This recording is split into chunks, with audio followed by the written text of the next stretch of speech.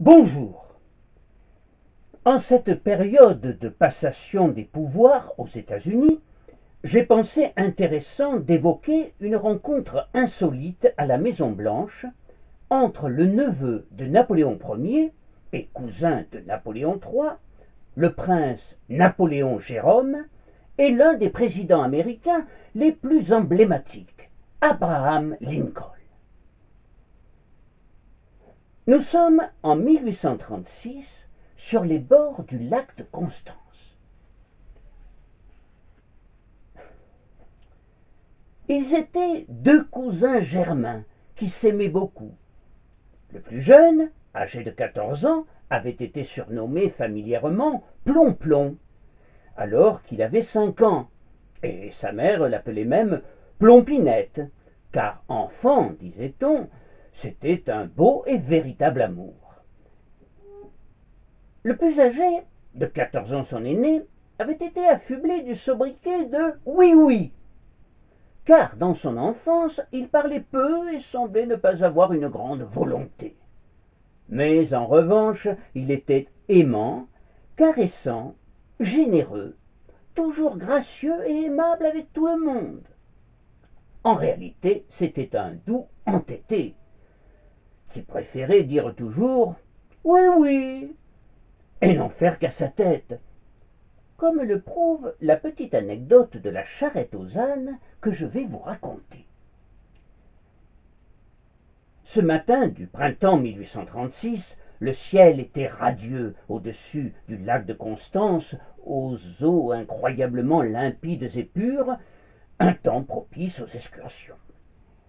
Oui, oui, et Plomb-Plomb décidèrent donc de partir en balade en montagne, dans une charrette aux ânes, et de descendre des éperons rocheux de Sandegg, en Suisse, entre Mannenbach et Berlingen, par des chemins escarpés. Mais ce n'était pas une bonne idée. Monsieur Oui-Oui n'avait pas écouté les recommandations et avait entraîné son jeune cousin dans une randonnée particulièrement périlleuse. Ils s'exposèrent en effet à tomber dans un précipice, et bientôt il leur fallut dételer les ânes, les rouer de coups, si bien que les malheureuses bêtes étaient en sang. Finalement, la charrette fut jetée par Oui-Oui du haut en bas de la montagne et arriva brisée. Comme on peut l'imaginer, leurs parents, apprenant cette mésaventure, ne se privèrent pas de leur passer un savon. Ils étaient furieux contre eux, et surtout contre le plus âgé. Celui-ci, dépité, se jeta alors dans les bras de sa mère qui l'adorait, pour se faire pardonner. Oui, oui, c'était Louis-Napoléon Bonaparte, fils de Louis Bonaparte, l'ancien roi de Hollande, frère de Napoléon, et de Hortense de Beauharnais. Depuis 3 ans et la mort du duc de Reichstadt, Napoléon II, il était le chef de la maison et héritier du trône impérial. Il régnera sur la France sous le nom de Napoléon III. Plomb-Plomb, c'était Napoléon Jérôme, le fils de Jérôme Bonaparte, le plus jeune frère de Napoléon, ancien roi de Westphalie, et de la princesse Catherine de Ruthenberg. Il était né à Trieste en septembre 1822 et comme son copain et toute la famille Bonaparte vivaient en exil depuis l'effondrement de l'Empire. À la mort de sa mère, il avait été recueilli par sa tante Hortense au château d'Arenenberg, une grande maison blanche, flanquée de tourelles, dans le canton de Thurgovie, sur la rive suisse du lac, dominant le petit village de Mannenbach, une maison qu'Hortense avait achetée en janvier 1817. Là, il s'était lié d'amitié avec son cousin, Louis-Napoléon, qui lui enseigna les mathématiques, une matière dans laquelle il n'excellait guère. Comme son cousin à son âge, Napoléon Jérôme était rêveur, doux et timide. Son plus grand plaisir était de cueillir des fleurs et d'observer les insectes et les oiseaux. Un jour, au bord du lac de Constance, il jeta son chapeau en l'air en s'écriant Ah, que j'aime la belle nature! Sa tante Hortense trouvait qu'il manquait un peu d'ambition et s'efforcera de lui inculquer le goût de la réussite. Un jour, elle lui aurait demandé: si tu n'avais plus rien au monde, que ferais-tu pour gagner ta vie, pour te tirer d'affaire? Très sérieusement, il lui répondit: je vendrais des bouquets de violettes, comme le petit garçon le jour du marché à Manenbach. Il ne vendra pas des fleurs et ne sera pas horticulteur comme il l'aurait souhaité, mais, bien que ne possédant pas vraiment la vocation, il suivra de 1837 à 1840 des études militaires à Ludwigsburg et il deviendra officier dans le régiment des gardes du roi de Rothenberg. Louis-Napoléon, de son côté, commence à 28 ans une carrière de conspirateur. En août 1840, il tente un coup de force contre le roi Louis-Philippe en débarquant de nuit sur les plages de Boulogne avec pour objectif de marcher sur Paris et de prendre le pouvoir. L'entreprise échoue lamentablement et le prince est capturé et enfermé dans la forteresse de Ham, dans la Somme, où il restera 6 longues années jusqu'à son évasion spectaculaire. Son père, Louis, désavoue sa tentative de coup d'État et son oncle Jérôme lance l'anathème sur la criminelle entreprise dans une lettre adressée à Adolphe Thiers, alors ministre de l'Intérieur.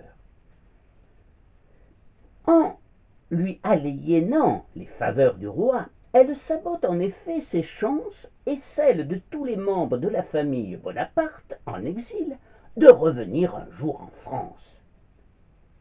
Même si dans son fort intérieur, Napoléon Jérôme comprend cette initiative audacieuse de son cousin, il ne peut que se joindre à la désapprobation générale, écrivant à son père: comme homme public, Louis s'est montré au-dessous de sa position, car ce qu'il a fait tient de la folie. L'affection réelle qui unit les deux cousins n'en est pas pour autant altérée. De sa prison, Louis-Napoléon caresse le vif désir de s'entretenir avec lui, lorsque celui-ci obtient l'autorisation exceptionnelle de séjourner à Paris en 1844 et est reçu par Louis-Philippe. Louis-Napoléon rêve de se confier à cœur ouvert à son cousin, qui partage ses idées, notamment dans le domaine social. Le refus sans équivoque des autorités, sous prétexte d'une impossibilité juridique, déclenche chez lui une profonde déception. Son désappointement est accru par la douleur de voir son cousin hanter les salons des hommes méprisés et méprisables qui nous gouvernent, laissant poindre la solitude du détenu, renié par les siens. En fait, Napoléon Jérôme, toujours diplomate, s'efforce de ménager la chèvre et le chou, et de conforter les chances de sa famille de rentrer un jour en France. C'est ce qu'il tente d'expliquer à Louis-Napoléon par l'entremise de Casimir Noël, ancien notaire de l'empereur, qui a l'autorisation de rencontrer tous les 2 mois le prisonnier pour lui présenter les comptes. Compréhensif et généreux, Louis-Napoléon ouvre alors à son cousin un carnet d'adresses qu'il a notablement fait fructifier et le met au courant, avec nombre de ténors d'opposition, le met en contact avec des ténors d'opposition entrés dans ses fréquentations avant l'affaire de Boulogne. Désormais, du haut du rempart de Ham, il va s'afficher en roi du peuple, contre une structure élitaire aux mains des rois, des nobles et des privilégiés. La pensée napoléonienne, voyez-vous, se teinte de réformisme social. C'est dans sa prison de Ham qu'il écrira son fameux ouvrage de réflexion sociale de l'extinction du paupérisme, qui soulèvera l'enthousiasme de la romancière George Sand. Là encore, il se retrouve avec Napoléon Gérôme. Néanmoins, Louis n'en est pas pour autant républicain, parce que, comme il s'en expliquera à George Sand, il croyait la République impossible aujourd'hui en France. Au contraire, Napoléon Gérôme s'affirme républicain, et ses convictions dans ce domaine ne feront que se renforcer au fil du temps. À Ham, Louis-Napoléon emploie ses longues heures de captivité à l'étude et à l'écriture. Il apparaît alors comme le prince des travailleurs, dont la plus belle idée est celle de la destruction de la pauvreté, idée que partage entièrement Napoléon Gérôme.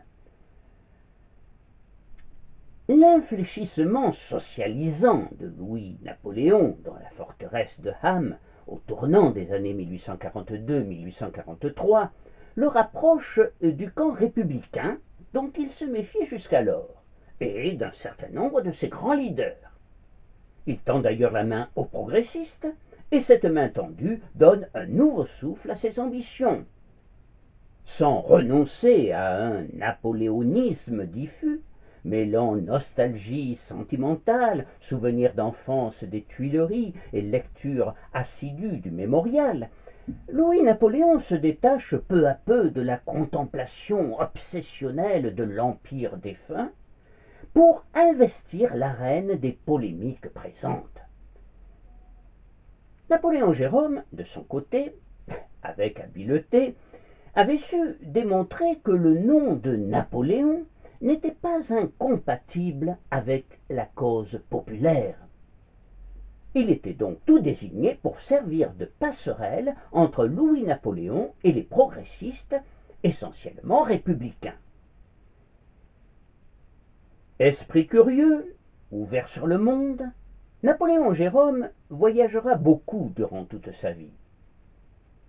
En juillet 1842, c'est en compagnie d'Alexandre Dumas qu'il voyage à Livourne et dans l'archipel toscan, où les deux hommes visitent l'île de Monte Cristo, que Dumas mettra au cœur de son célèbre roman, aux côtés du château d'If.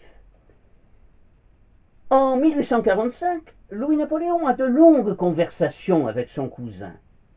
Il prêche à celui-ci leur destinée parallèle, même si près de 15 ans les séparent, destinés, soudés par l'effet de leur naissance qui leur confère un rôle naturel, réveiller et conduire la nation assoupie. Mais Napoléon Gérôme n'est pas ambitieux pour lui-même et ne tient pas à se mettre en avant, peut-être pour ne pas effaroucher ses amis républicains. Les deux cousins échangent donc librement, s'opposant quelquefois assez vivement.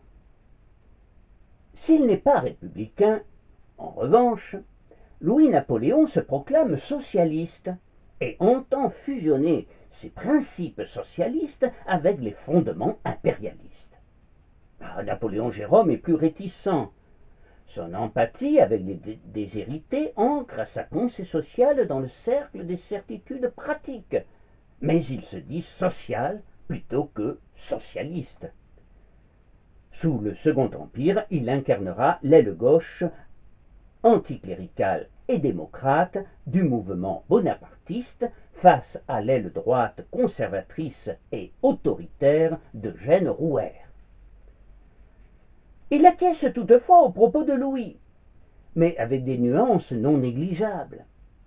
En fait, il ne veut pas paraître trahir ses amis républicains.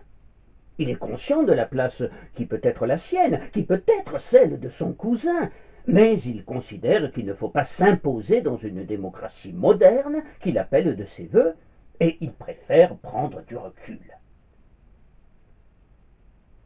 Cette même année 1845, George Sand, avec laquelle il entretient depuis longtemps des relations amicales, devient l'ami de Pierre Leroux, théoricien alors influent du socialisme, et elle ne rêve plus alors que de révolution. De simples tendances humanitaires, elle en vient à des convictions franchement communistes, et elle emploie elle-même le terme. Elle s'en explique auprès de Napoléon Jérôme en se défendant de prêcher l'anarchisme, ce que certains commencent à lui reprocher. Le vrai communiste, dit-elle, n'a rien à voir avec l'anarchie. Il permettra de créer une société idéale. Je suis communiste, dira-t-elle plus tard, comme on était chrétien en l'an 50 de notre ère. C'est pour moi l'idéal de société en progrès.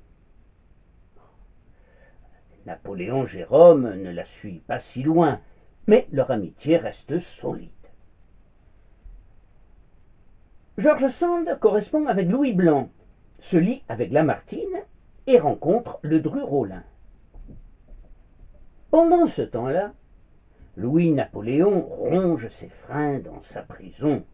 N'espérant plus aucune grâce de Louis-Philippe, qui reste sourd à toutes les demandes, il s'évade de la forteresse de Ham en mai 1846 en empruntant les vêtements et les papiers d'identité d'un maçon surnommé Badinguet.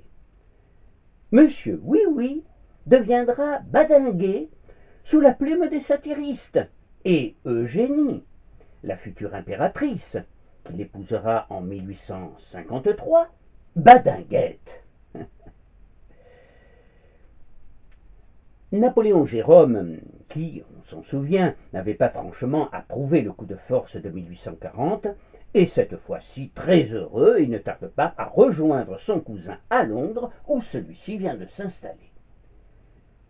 Après de chaleureuses embrassades, bras dessus, bras dessous, ils se promènent dans la verte campagne anglaise, échafaudant 1000 projets. À Londres, Louis-Napoléon, sans doute un peu en manque de ce côté-là, depuis 6 ans, s'était épris de la grande tragédienne Rachel, qui était rapidement devenue sa maîtresse, et il la présenta à Napoléon Jérôme.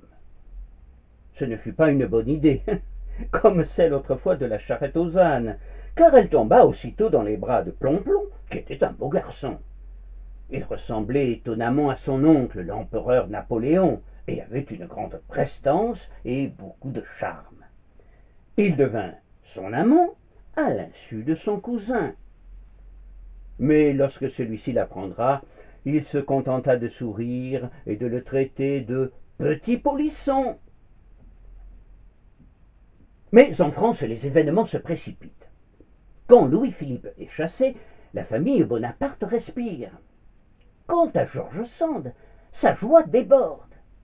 Elle est sur les barricades en avril 1848. Mais elle déchante vite. Ses illusions s'envolent en juin dans le sang et sous le canon de Cavaignac. Elle croit en Louis-Napoléon Bonaparte en raison de ses idées sociales. En véritable ami, Napoléon Jérôme s'efforce alors de modérer ses ardeurs. Élu représentant de la Corse à l'Assemblée constituante, Napoléon Jérôme a 26 ans et il siège à l'extrême gauche. Quant à Louis-Napoléon Bonaparte, il avait été élu en décembre 1848 président de la République au suffrage universel par plus de 74% des suffrages exprimés. Il faudra attendre 1965 pour qu'un nouveau président soit élu en France au suffrage universel direct. Ce sera le général de Gaulle. Napoléon Jérôme est réélu député de la Sarthe lors des élections législatives de 1849. Il reste fidèle au parti de la montagne, ce qui lui vaut le surnom de prince de la montagne. Il commence à s'opposer alors à son cousin, qui est soutenu par le parti de l'ordre et qui pense préférable de l'éloigner momentanément en l'envoyant comme ministre plénipotentiaire à Madrid. Le 2 décembre 1852, le coup d'État fait du prince-président un empereur. Aussitôt son oncle, le roi Jérôme, que Louis-Napoléon a aussitôt prévenu, vint se mettre loyalement à la disposition de son neveu. Mais Napoléon Jérôme n'accompagne pas son père, et on peut s'en étonner. Toujours ardent républicain, il voulut par son absence protester contre un acte qui le révolte. On connaît la suite. Les arrestations se multiplient dans les milieux républicains, comme royaliste. Napoléon Jérôme est indigné. Il s'efforce de soutenir tous les opprimés par le pouvoir, et notamment les républicains. Il ira même jusqu'à proposer à Victor Hugo et à Michel de Bourges de les cacher jusqu'à leur départ en exil. Quant à George Sand, elle vient en personne implorer Napoléon III pour ses amis promis déportés ou emprisonnés. On raconte que l'empereur, ému, lui prit alors ses deux mains avec chaleur et ordonna la libération de ceux qu'elle désignait. Toutefois, un peu déçue par la politique, la romancière s'en éloigna et se retira à Nohant, où elle recevra ses vieux amis les plus fidèles, Flaubert, Liszt, Dumas-fils, Théophile Gautier et bien sûr Napoléon Jérôme, qui interviendra à plusieurs reprises auprès de son cousin pour atténuer la répression contre les républicains. En août 1853, tout Paris lit La case de l'oncle Tom, un roman d'inspiration chrétienne, humaniste et féministe, dénonçant le commerce et l'institution de l'esclavage aux États-Unis. Son auteur est la romancière américaine Madame Beecher Stowe, qui visite alors la capitale. Elle se rend d'abord au Louvre, où elle est reçue par le conservateur Horace de Vieille-Castel, proche de la princesse Mathilde.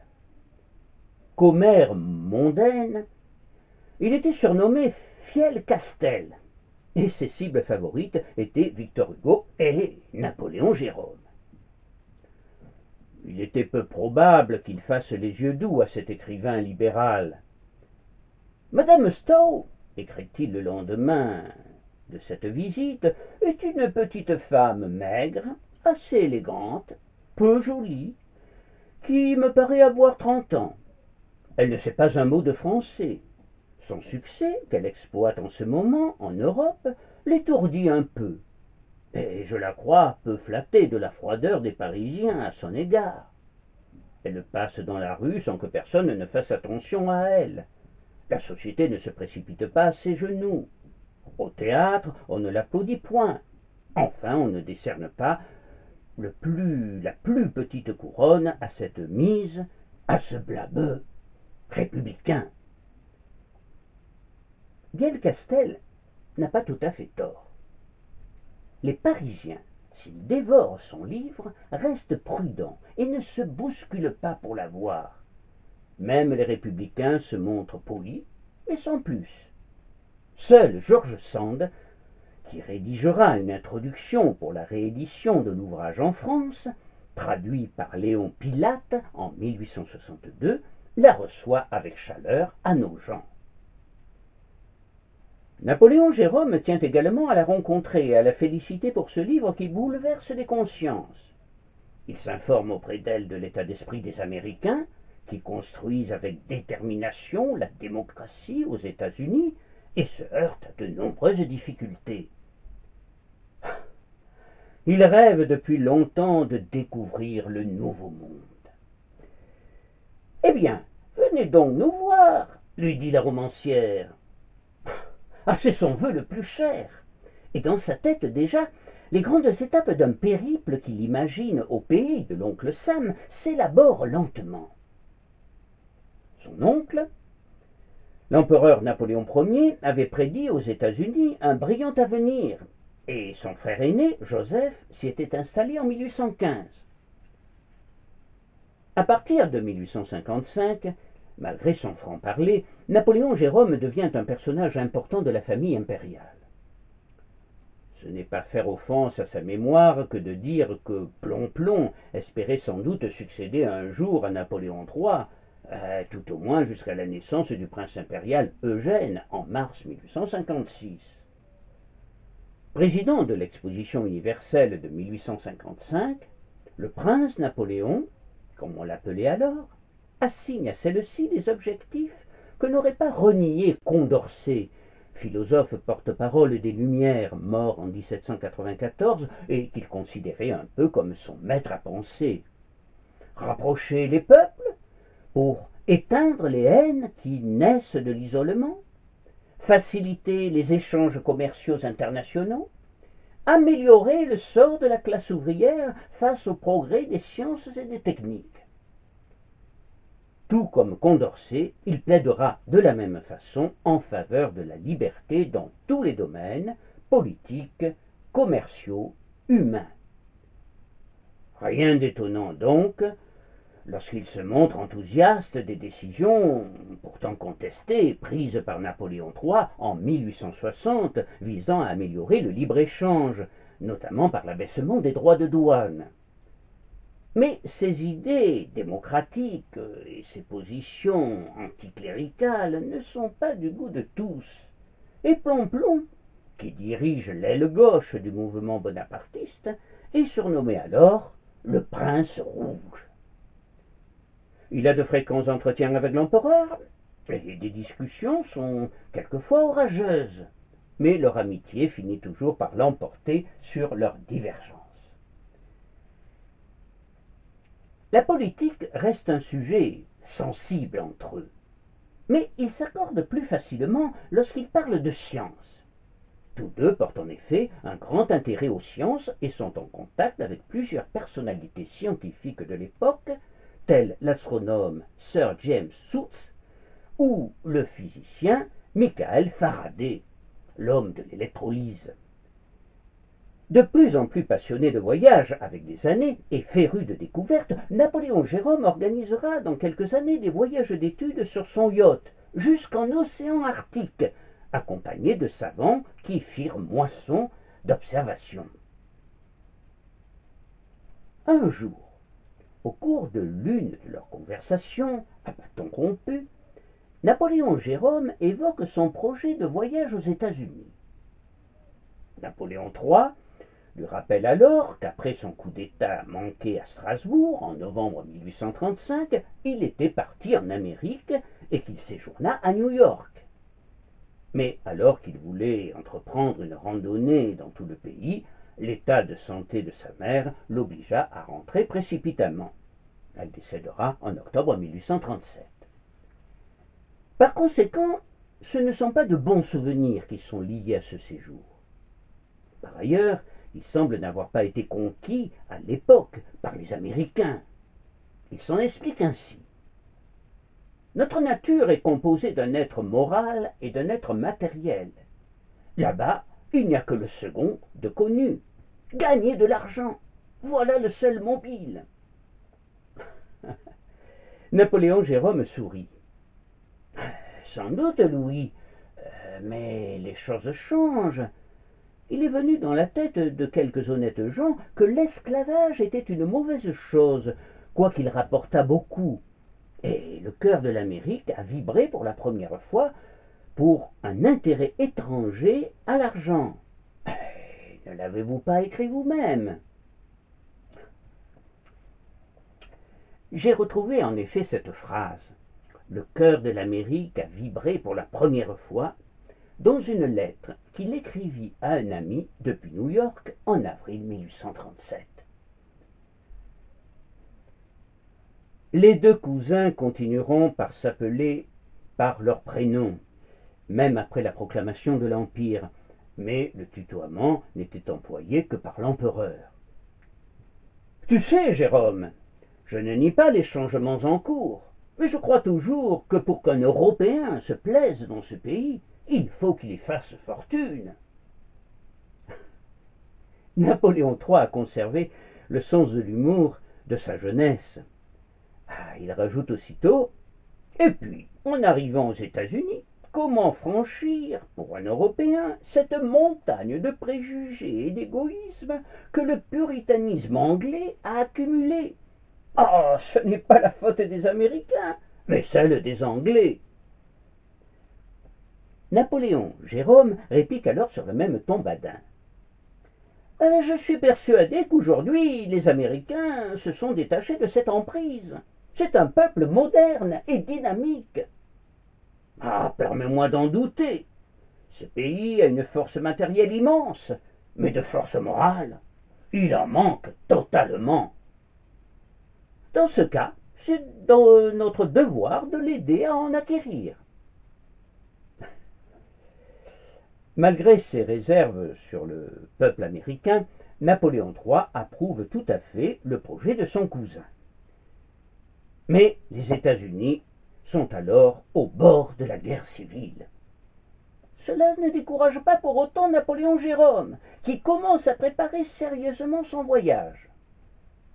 Ce ne sera pas un voyage officiel, mais Napoléon III lui demande de le représenter auprès du peuple américain. Lui remit-il une lettre destinée au président américain, comme certains historiens le pensent? C'est une possibilité, mais, à ma connaissance, aucun message de Napoléon III n'a été retrouvé. En revanche, le prince Napoléon fut chargé de présents pour le président, car l'empereur voulut saisir cette occasion pour démontrer sa proximité avec le peuple américain.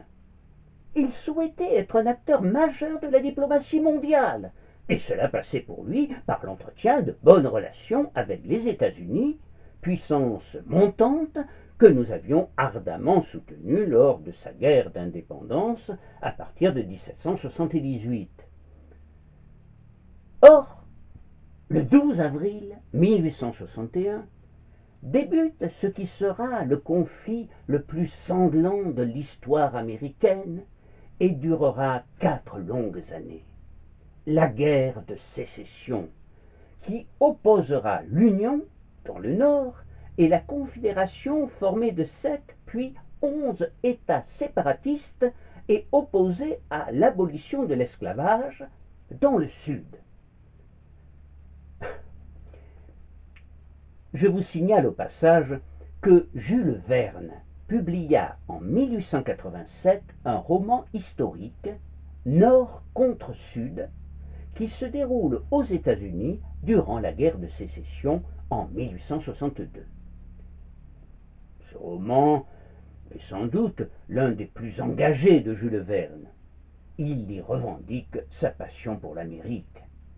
Plein de fougue, d'épisodes épiques et d'idées novatrices et optimistes, il reste malheureusement encore méconnu de nos jours. Bien que le conflit se limitera au territoire américain, il aura des effets considérables pour l'Europe, et en particulier pour la France. L'un des résultats les plus immédiats, ce fut la pénurie du coton. Le blocus de l'Union sur les ports du Sud entraîna rapidement l'explosion du prix du coton brut, et le nord de la France, l'Alsace et la Normandie souffrirent de cette pénurie qui menaçait à courte échéance de décimer l'industrie textile française.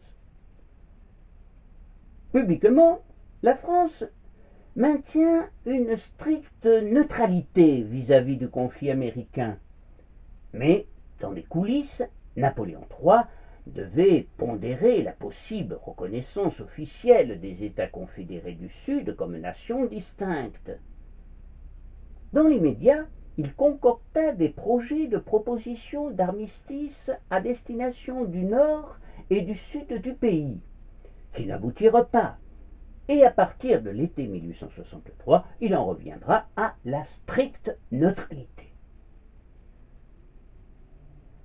Si Napoléon III, en 1861, pousse les États-Unis à surmonter cette épreuve, un certain nombre de journaux français, et notamment la presse orléaniste et la presse républicaine, critiquent sévèrement la démocratie telle qu'elle est appliquée aux États-Unis. Un journal écrivant notamment « Les États-Unis ont mis fin à une démocratie égoïste et brutale, et aujourd'hui se tirent les uns sur les autres avec des canons. » Napoléon Jérôme attend de se faire une idée plus précise sur place et au mois de mai 1861, il s'embarque pour le Nouveau Monde à bord de son yacht Jérôme Napoléon, un superbe aviso à vapeur qui mesure 79 mètres et jauge 1600 tonneaux. Il est accompagné de son épouse Marie-Clotilde, la fille de Victor Emmanuel II d'Italie, roi de Piémont-Sardaigne, qu'il épousa en 1859, Il faut préciser que ce mariage surprenant avait répondu au souhait de Napoléon III d'asseoir sa légitimité par une union royale, et il avait été envisagé en gage d'alliance entre la Maison de Savoie et la France, lors de l'entrevue de Plombières entre le ministre Cavour et l'empereur. Ce ne fut donc pas, bien évidemment, un mariage d'amour. Par ailleurs, le prince Napoléon était imposant physiquement, jouisseur et mécréant, tandis que Marie-Clotilde était frêle et pieuse. On parla même du mariage d'un éléphant et d'une gazelle. Pourtant, bon an mal an, le couple s'entendra bien, et il aura 3 enfants. Sur le yacht du prince qui vogue vers l'Amérique, ce mois de mai 1861, se trouvent quelques-uns de ses proches et de ses amis, dont Maurice Sand, fils du baron du Devant et de George Sand. Il a 38 ans. Très attaché à sa mère, c'est presque pour lui faire plaisir qu'il épousera un an plus tard une petite femme charmante, fille de l'un de ses amis graveurs. Elle n'apportera pas la dot espérée pour établir les finances de la famille, mais elle fera la joie de George Sand. Maurice est peintre et dessinateur. Il écrit, s'intéresse à la géologie et se passionne pour le théâtre de marionnettes. Il aime les voyages et observer les gens qu'il rencontre. Il est donc ravi de s'embarquer à bord du yacht princier et de partir à la découverte de l'Amérique. C'est grâce à lui que nous apprendrons les péripéties de ce voyage, car il note tout dans les moindres détails, dans un style vif, rapide, gai et sans aucune prétention. À son retour en France, après 5 mois de voyage, sa mère corrigera ses notes, supprimant les répétitions, allégeant le texte, puis elle le proposa à François Bulos, le directeur de la revue des Deux Mondes. C'est ainsi que verra le jour et paraîtra dans la revue, sous forme de feuilleton, 6000 lieues à toute vapeur, souvent ajouté plus tard à la liste des œuvres de George Sand.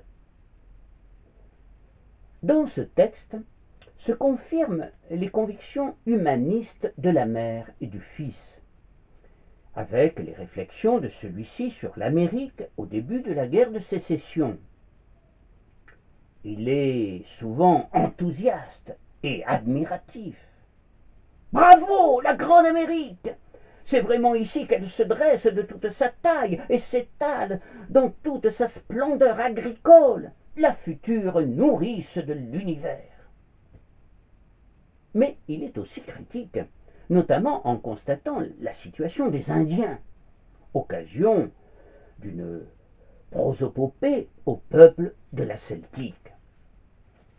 Qui donc leur a dit que des nobles races devaient disparaître devant leur civilisation? Un mot nouveau que vos oreilles n'ont jamais entendu et que nos vaillants cœurs n'auraient su comprendre, l'individualisme.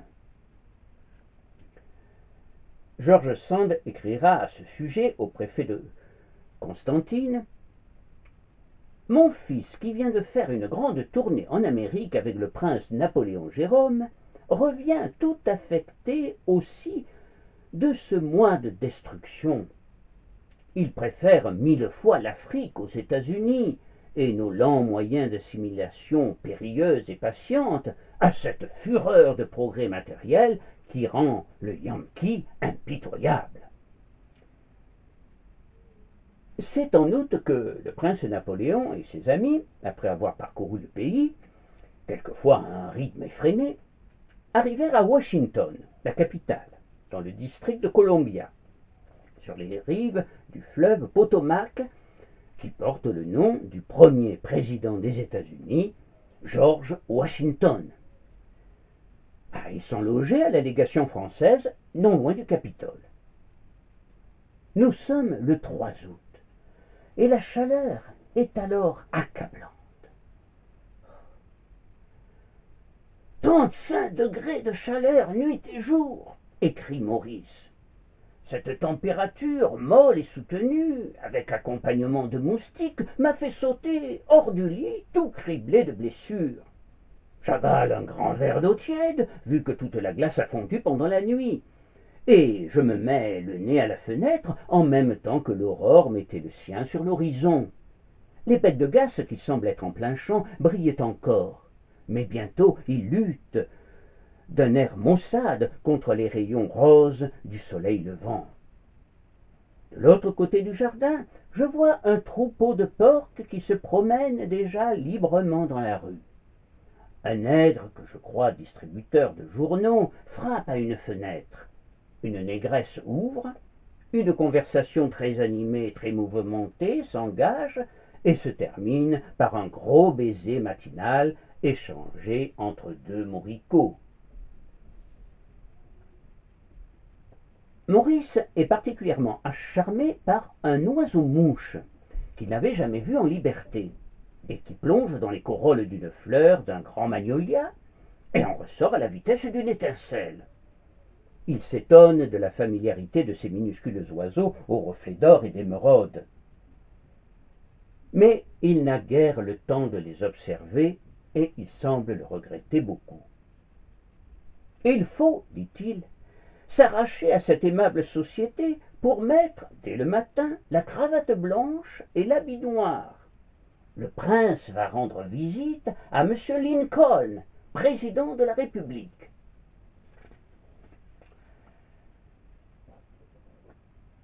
Député républicain, Abraham Lincoln, né dans le Kentucky en 1809, avait été élu 8 mois plus tôt, en novembre 1860, 16e président des États-Unis, avec près de 40% des voix, grâce surtout aux divisions du Parti démocrate. Peu après son élection, alors qu'il n'a pas encore été investi, 7 États du Sud font sécession et formeront les États confédérés d'Amérique. Lincoln réagit aussitôt en refusant de les reconnaître et déjouant les menaces des plus extrémistes des sécessionnistes. Il proclame haut et fort que l'Union ne pouvait être brisée. Et en avril, ce sera le début de la guerre de sécession, avec le 12 la bataille de Fort Sumter en Caroline du Sud.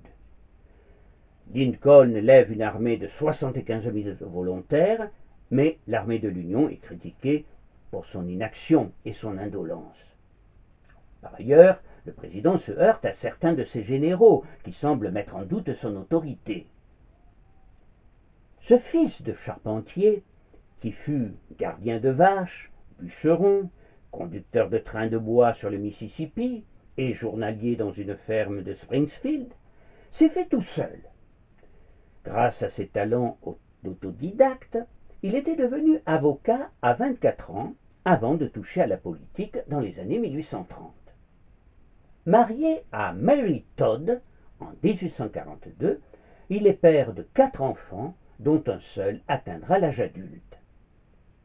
De nature hypocondriaque, Abraham Lincoln souffrait de dépression chronique et la guerre civile, qui éclata dès le début de son mandat, n'arrangea pas les choses. Mais il fut toujours soutenu par Mary, qui, dans les jours difficiles des débuts de son mandat, s'efforce de le distraire et invite, sans son accord, quelques-uns de ses vieux amis. À chacune de ces invitations, il est d'abord irrité, mais si l'on en croit sa cousine, Elizabeth Grimsley, sa bouche se détend, ses yeux s'égayent et tout son visage s'éclaire. Et tout se termine toujours par un fou rire général. Marie instaure aussi une sortie quotidienne. Et le couple se promène en calèche, souvent en fin d'après-midi, pour, je cite, « prendre l'air dont Lincoln a tant besoin ».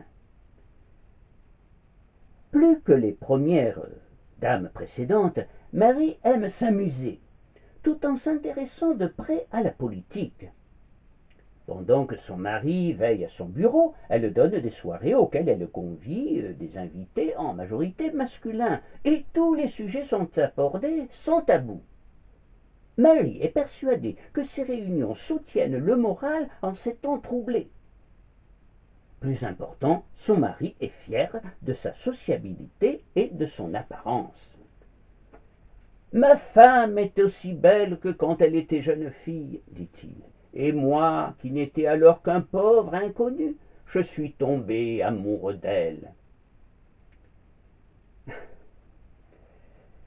Abraham Lincoln est un homme généreux, qui s'était toujours opposé clairement à l'esclavage pendant sa campagne électorale. Mais il était aussi pragmatique, et s'il restera dans l'histoire comme l'auteur de la proclamation d'émancipation des esclaves, sa priorité sera toujours liée à la restauration de l'Union et pas aux droits civiques des esclaves. Mais revenons à ce 3 août 1861. Vers 10 heures, le prince Napoléon Jérôme, visiblement très excité, se rend à la Maison-Blanche, accompagné d'une vingtaine de ses proches et amis, dont Maurice Sand. La Maison-Blanche est la résidence officielle du président des États-Unis depuis John Adams en 1800. C'est un vaste bâtiment en grès peint en blanc de style géorgien.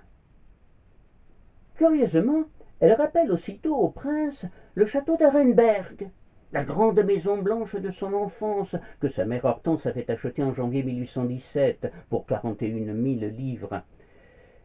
Pourtant, il n'y a aucune similitude entre les deux, si ce n'est la couleur blanche de la façade. Le prince est reçu d'abord par M. Stewart, le secrétaire d'État, vêtu d'un paletot de coutil jaune, coiffé d'un chapeau de paille à bord plat. Ses idées l'ont toujours porté à combattre courageusement la majorité esclavagiste du Congrès américain. Aussi le brûle-t-on en effigie dans le Sud. Voici ce qu'écrivit à sa mère Maurice Sand, témoin privilégié de cette rencontre qui aura des conséquences politiques non négligeables pour la suite des relations entre la France et les États-Unis. Après quelques minutes d'attente, une petite porte s'ouvre et donne accès à un très grand monsieur, 6 pieds de haut, maigre, tout de noir habillé, et tenant dans ses grandes mains velues une paire de gants blancs qui n'a jamais été mise et ne pourra jamais l'être. Le nez long, la bouche grande, l'œil petit et doux, les joues creuses, la barbe taillée à l'américaine, mode qui donnerait l'air vulgaire à Jupiter lui-même, un toupet de longs cheveux relevés sur le front et retombant en sol pleureur, une bonne physionomie non dépourvue de finesse, tel est l'honnête Abraham. C'est le surnom donné au président Lincoln. Tu connais son histoire. Il était au Congrès en 1846. 3 ans plus tard, il se retira volontairement dans sa famille. Mais le suffrage populaire vint l'arracher en 1859 à sa charrue pour l'opposer à M. Douglas, qui représentait l'esprit du Sud. Il fait avec succès des speeches tout le long de l'Illinois et l'emporta sur son adversaire. M. Stewart, dans un esprit de conciliation et de modestie dont les exemples ne sont pas rares dans la politique unioniste, reporta ses propres suffrages sur l'homme de l'Est, l'honnête, le sage et obscur Abraham. Il espérait, par le sacrifice de sa personnalité, détourner la rupture entre le Sud et le Nord. Tu sais encore que la nomination de M. Lincoln a été accueillie avec enthousiasme par les classes ouvrières, qui vivent dans son origine rustique, dans sa probité, comme dans sa modération, une garantie pour le travail et les travailleurs. Si je te rappelle tous les titres de M. Lincoln à l'estime publique, c'est pour que tu me permettes de rire un peu de sa figure hétéroclite et de cette paire de gants blancs si étonnés de se retrouver dans ses mains de fondeur de bois. Il s'avance avec une contenance gauche et timide, donne une poignée de main au prince et ensuite à chacun de nous, et s'efforce d'engager une conversation amicale. En combien de jours êtes-vous venu d'Europe? Est-ce bien au fils de Lucien Bonaparte que j'ai l'honneur de parler? Comment trouvez-vous l'Amérique? Oh, il fait bien chaud. Évidemment, le digne homme était plein de bienveillance, mais représentant de la liberté, il n'avait aucune liberté dans la parole et les manières. Ce n'était pas la difficulté de s'exprimer, puisqu'il a conquis sa popularité par le speech, et que le prince parle parfaitement l'anglais. J'aurais voulu voir un paysan rond, naïf, confiant, et même un peu fier de sa situation de parvenu. Il avait l'air si ahuri que j'en étais désappointé. J'avais envie de réclamer pour demander l'apparition du bonhomme Richard. On se sépare avec de nouvelles poignées de main. Après ce premier contact avec le président, Napoléon Jérôme se rend au Capitole accompagné par M. Stewart, qui lui présente les hauts fonctionnaires de la machine politique. Un orateur hurle un discours qui ne semble pas être écouté des sénateurs. Le prince remarque que l'un est absorbé par la lecture de son journal, un autre taille un petit morceau de bois blanc avec son canif, un troisième dort du sommeil du juste, et le président lui-même bâille à se décrocher les mâchoires. Comme M. Stewart semble un peu gêné par une telle désinvolture, le prince le rassure et lui dit qu'il a l'impression de se trouver en France, à l'Assemblée. Le soir, alors qu'il fait toujours aussi chaud et lourd, un dîner très officiel chez le président clôture une journée bien remplie. C'est Marie qui a organisé ce grand dîner. Elle trouve sa mission bien plus facile que du temps où elle vivait à Springfield et rencontra son époux. Nous n'avons qu'à donner nos ordres pour le dîner et à nous habiller selon la saison, écrira-t-elle à son amie Anna Schirrer. Ayant appris le français dans sa jeunesse, elle converse aisément avec le prince qui tombe sous ses charmes. C'était un magnifique dîner, raconte Elizabeth Grimsley, magnifiquement servi, une conversation joyeuse où la langue française domina. 2 jours plus tard, son intérêt pour le français renouvelé, elle demanda le 9e volume des œuvres de Victor Hugo à la bibliothèque du Congrès. Maurice Sand, de son côté, évoque surtout, au cours de ce dîner, les personnalités rencontrées qui lui réservent de bonnes surprises. J'éprouve d'abord une surprise agréable, écrit-il à sa mère. Je me trouve à table auprès du sénateur Semer, notre ancien compagnon de voyage en Suisse et frère de celui avec qui tu es lié. C'est aussi un homme aimable et distingué. En face de moi, le général McClellan, physionomie énergique et intelligente, manière simple et modeste, 35 ans. C'est un élève éminent de l'école militaire de West Point. Il a fait un voyage d'instruction militaire en Crimée pendant la guerre. Mais pourquoi me dit-on dans une oreille que sa manière de voir diffère de celle de presque toutes les personnes présentes? Et dans l'autre oreille, c'est notre futur premier consul. Il est donc question de tout changer. Je m'en doutais un peu. On ajoute, la partie est belle pour lui, s'il sait jouer. Il faut savoir que McClellan jouera un rôle important en organisant et en favorisant l'armée de l'Union, mais, selon lui, Lincoln ne lui donnait pas les moyens nécessaires pour affronter les troupes rebelles, notamment en Virginie, dont les forces sont, assurait-il, 3 fois supérieures aux siennes. McClellan surnommait Lincoln le gorille, ce qui l'affectait profondément. En 1862, le président mettra en doute ses compétences au combat et lui retirera tous ses commandements, mais il le retrouvera face à lui lors de l'élection présidentielle de 1864. Lincoln l'emportera confortablement. Un autre personnage de cette soirée marquera Maurice. C'est le lieutenant-général Winfield Scott. C'est, nous dit-il, un grand et fort vieillard de 75 ans, vainqueur à Veracruz et à Mexico en 1847. On me demande si je ne trouve pas qu'il ressemble à Napoléon Ier. Avec la meilleure volonté du monde, je ne peux pas découvrir en lui autre chose qu'un fort type anglais. Winfield Scott fut aussi candidat aux élections présidentielles américaines, mais en 1852, contre le démocrate Franklin Pierce. Il était le conseiller très écouté du président Lincoln, et c'est lui qui élabora le plan Anaconda, le blocus maritime destiné à étouffer les Confédérés.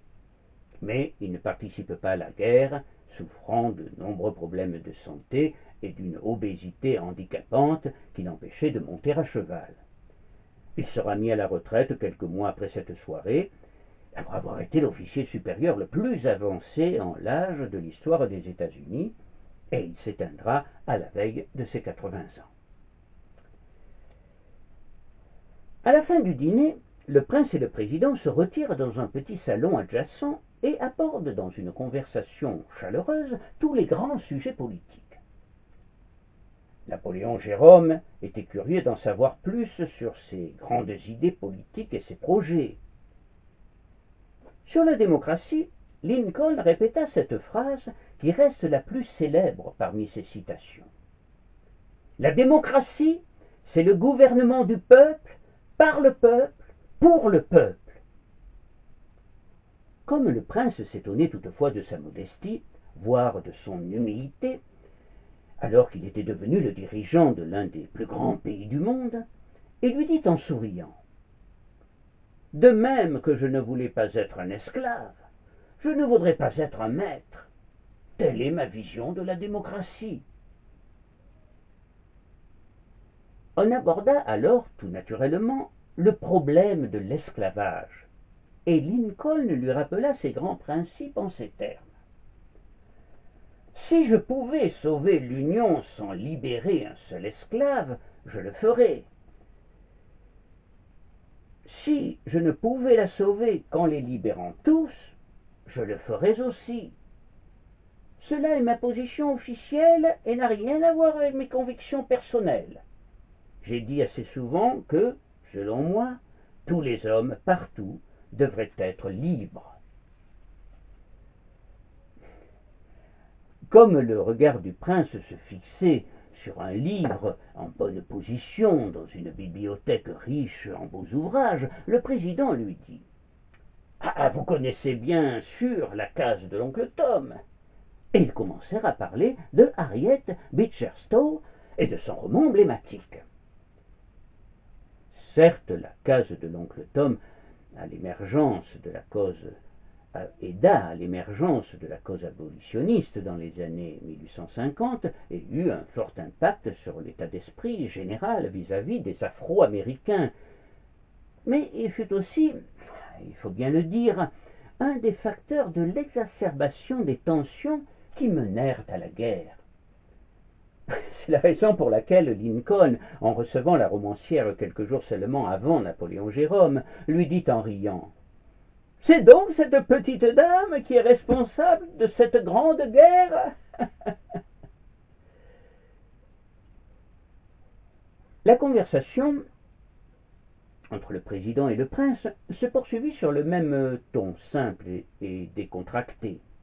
« Voyez-vous, prince, je me retrouve bien dans le personnage de George Shelby, l'ami blanc et profondément chrétien de Tom, » lui dit Lincoln. Napoléon Jérôme ne cacha pas au président que, personnellement, il ne croyait pas en Dieu, ce qui sembla le surprendre. « J'arrive à comprendre qu'il soit possible d'être athée, mais, pardonnez-moi, je ne comprends pas qu'on puisse se lever la nuit, les yeux sur le ciel, et dire qu'il n'y a pas de Dieu. » À l'issue de cet entretien, le prince Napoléon Jérôme est définitivement conquis par le fils du charpentier du Kentucky et repart de la Maison-Blanche persuadé que la liberté, les vrais progrès étaient présents dans les États du Nord. On ne pouvait plus en douter. À son retour en France, il se rend aussitôt à l'Élysée pour pousser son cousin à sortir de sa prudente neutralité et à appuyer fermement l'Union. Il y parvint en partie, car Napoléon III restait indécis. Beaucoup de membres du gouvernement estimaient en effet que la reconnaissance du Sud était le plus sûr moyen de mettre fin à la guerre. Napoléon III sembla même abonder dans ce sens lors de son entretien avec John Slidell, un confédéré envoyé en Europe pour obtenir une légitimation diplomatique du Sud. Mais il se ravisa. Il semblerait que Napoléon III oscillait entre la neutralité et le soutien à l'Union. Il faut bien dire, comme nous l'avons déjà souligné, que sa politique dans ce domaine restera en grande partie dictée par des impératifs économiques. Et l'assassinat d'Abraham Lincoln par un sympathisant sudiste au cri de « Ainsi en est-il toujours des tyrans » en avril 1865 ne modifia guère la politique de neutralité de l'empereur des Français. En revanche, Napoléon Jérôme, scandalisé par cet assassinat et profondément affecté, ne décolère pas et comprend mal l'attentisme de son cousin, et ne se prive pas de le lui dire. Napoléon III semble tout accepter de son petit cousin, mais pourtant, en 1865, il finit par tomber en disgrâce après avoir prononcé, lors de l'inauguration d'un monument à Ajaccio, le 15 mai, un discours favorable à un empire libéral. Napoléon Jérôme se retire alors, amer et décontenancé, dans sa propriété de Prangin, au bord du lac Léman. « J'ai un défaut, dira-t-il alors, et il m'est de plus en plus difficile de m'en corriger. C'est d'être d'une extrême franchise. »